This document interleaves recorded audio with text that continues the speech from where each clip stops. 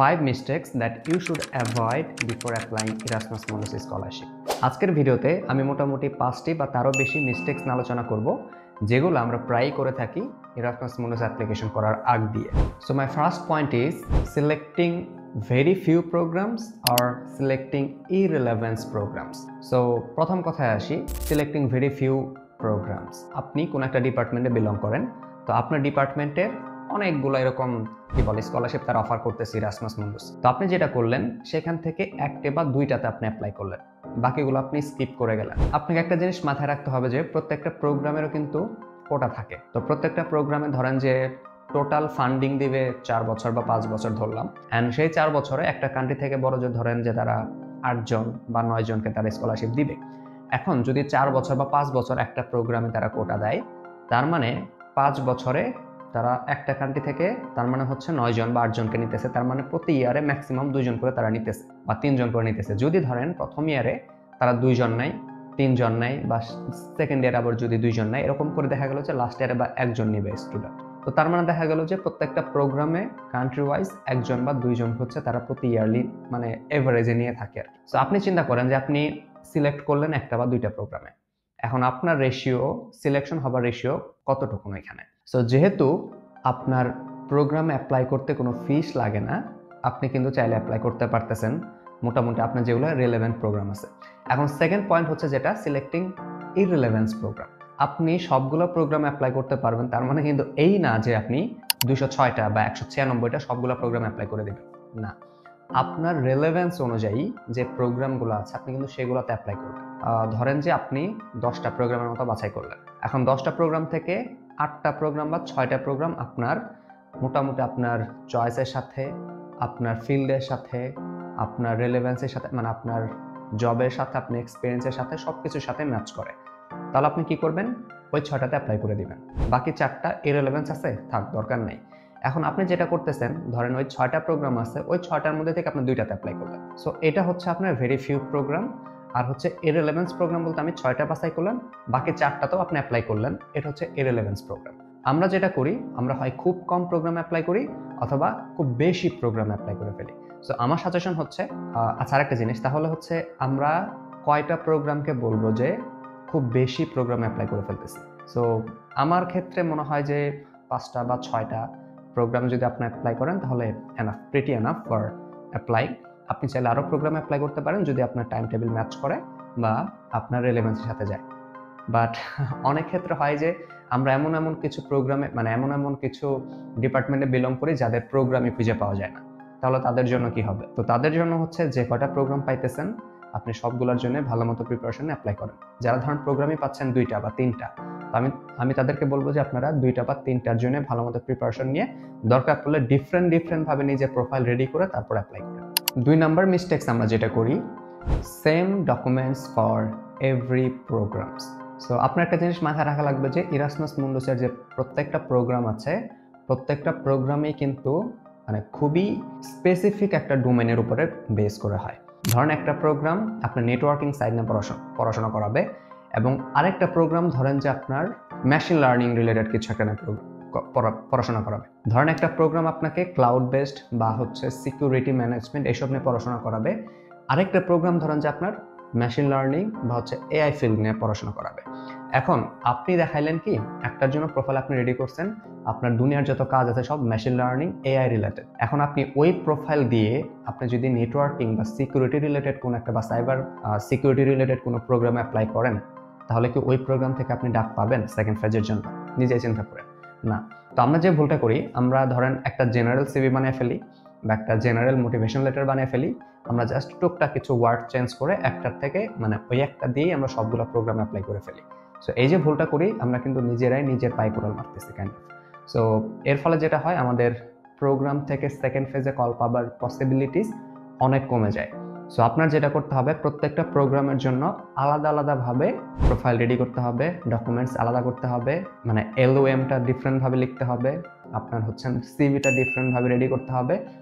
যখন আপনি একটা প্রোগ্রামের জন্য সিভি রেডি করলেন, ওইখানে স্কিল সেটগুলো ডিফারেন্ট হবে। সে আপনি যখন নেটওয়ার্কিং সাইডে অ্যাপ্লাই করতেছেন তখন কিন্তু আপনার স্কিলসগুলো হবে যে আপনি সাইবার সিকিউরিটি এক্সপার্ট বা ক্লাউড বেসড কোনো সার্টিফিকেশন আছে এইসব। আবার আপনি যখন মেশিন লার্নিং রিলেটেড কোনো প্রোগ্রামে অ্যাপ্লাই করতেছেন তখন আপনার স্কিলসগুলো হবে কীরকম, তখন আপনি পাইথন পারতেছেন, আপনি এমএল এর হচ্ছে কি বলে মেথডগুলো জানতেছেন, অ্যালগোরিদমগুলো পারতেছেন। সো টোটালি কিন্তু দুইটা ডিফারেন্ট জনরা হয়ে যেতেছে। সো আপনি যখন অ্যাপ্লাই করবেন বুঝে শুনে অ্যাপ্লাই করেন, ডকুমেন্টসগুলো আলাদা আলাদা করে মানে হচ্ছে প্রোফাইল আলাদা আলাদা করে তারপর অ্যাপ্লাই করেন। আমার 3 নাম্বার পয়েন্ট হচ্ছে try to write SOP by using ChatGPT আর আদার বা হচ্ছে কোনো এআই বেসড টুলস দিয়ে।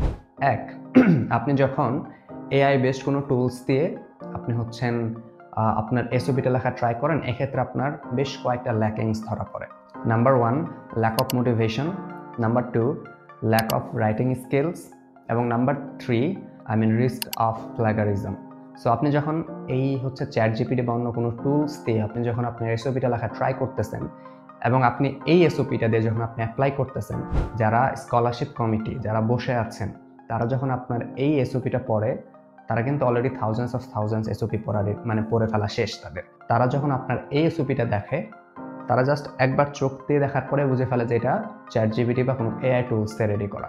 এবং পাশাপাশি আরও দুইটা জিনিস এখানে ক্লিয়ার হয়ে যায় যে you have a lack of motivations for studying there, এবং আরেকটা হচ্ছে you have a lack of writing skills. আপনি যখন কোনো একটা প্রোগ্রামে পড়তে যাবেন দেখবেন অনেক সময় ওইখানে রিকোয়ারমেন্টে আইএলটিএস নিচে দেওয়া থাকে যে রাইটিংয়ে মিনিমাম 6 থাকা লাগবে বা কিছু একটা, কারণ তারা চায় যে তাদের যে স্টুডেন্ট আসবে তার জন্য রাইটিং স্কিলসটা ভালো হয়। এবং রাইটিং স্কিলস কেন লাগে আপনি আসলেই বুঝতে পারবেন, কারণ এইখানে আপনার প্রত্যেকটা দেখা যাবে যে কোর্সের ভেতরে আপনার রিপোর্ট রাইট করতে হইতেছে, থিসিসের পেপার হচ্ছে আপনার সামারি করতে হইতেছে, সো এইসব জিনিস। তো রাইটিং স্কিলস খুবই ইম্পর্ট্যান্ট এখানে। এখন আপনি যদি প্রথম দিকেই তাদেরকে বুঝায় দেন যে you have lack of writing skills, তো তারা আপনাকে কেন সেকেন্ড ফেজে কল করবে? So better try to write your SOP by your own thoughts and your own ability.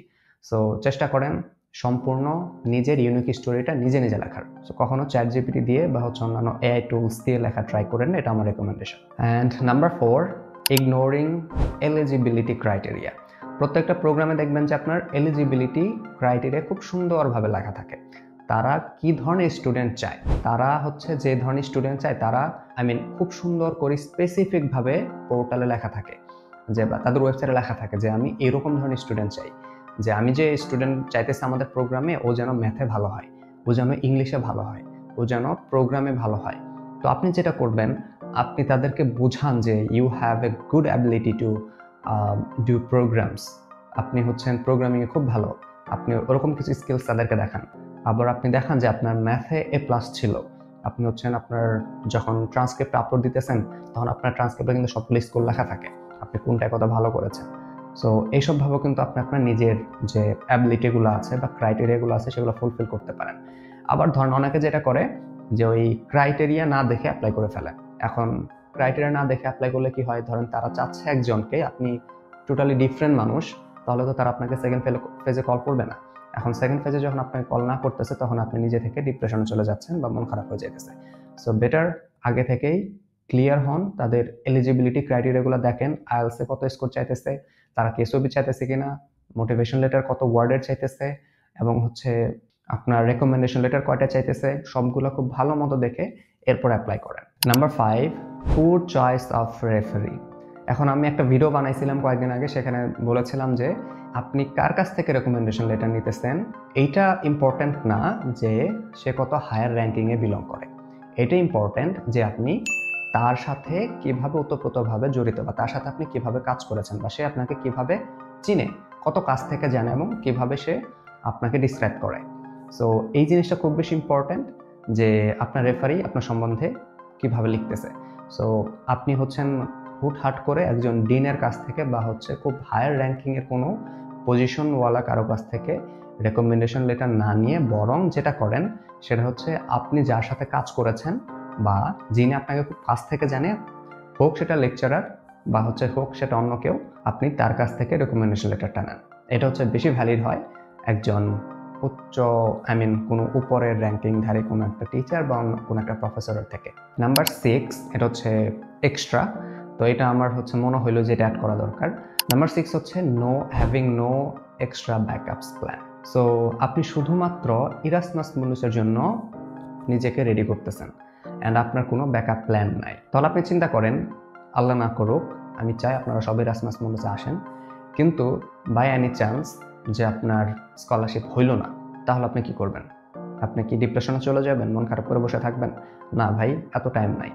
তো আপনি যেটা করেন, আপনি অন্যান্য স্কলারশিপগুলোর জন্য ট্রাই করেন, অন্যান্য প্রোগ্রামগুলোর জন্য বা অন্যান্য ওয়ে খুঁজে বের করেন কীভাবে আপনার নিজের যে যোগ্যতা আছে এটা ইউটিলাইজ করতে পারবেন। সে আরও ডিফারেন্ট স্কলারশিপগুলো আছে, বা আপনার ধরেন ইউএসএতে চলে যেতে পারেন, বা আপনার ধরেন কোনো একটা ভিন্ন দেশের ওই দেশের গভর্নমেন্ট স্কলারশিপ নিয়ে যেতে পারেন, আপনি জাপানে গেলে নেক্সট স্কলারশিপ নিয়ে যেতে পারেন, লন্ডনে আসতে পারেন, শেভেনিং নিয়ে আসতে পারেন, অনেক ধরনের স্কলারশিপ আছে ভাই, কিন্তু আপনাকে সেগুলো জানতে হবে, খুঁজে বের করতে হবে। সো আমি বলবো যে শুধুমাত্র একটা স্কলারশিপের পেছনে পড়ে না থেকে, হ্যাঁ আপনি একটাকে ফার্স্ট প্রায়োরিটি রাখতে পারেন, আরেকটাকে সেকেন্ড প্রায়োরিটি, আরেকটাকে থার্ড প্রায়োরিটি, এভাবে সাজাইতে পারেন। বাট যে কোনো একটা প্রোগ্রামের মানে যে কোনো একটা স্কলারশিপের জন্য ওতপ্রোতভাবে একদম নিজের জান প্রাণ দিয়ে দেওয়া একটা বোকামি বিষয়।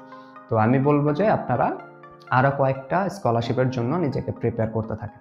আই হোপ এই কয়েকটা মিস্টেক্সগুলো আপনারা শুধরে নিজেকে ভালো মতো রেডি করে অ্যাপ্লাই করবেন। আপনারা খুব ভালো একটা ইমেল খুব শীঘ্রই পাবেন। Best of luck. Thank you very much for watching.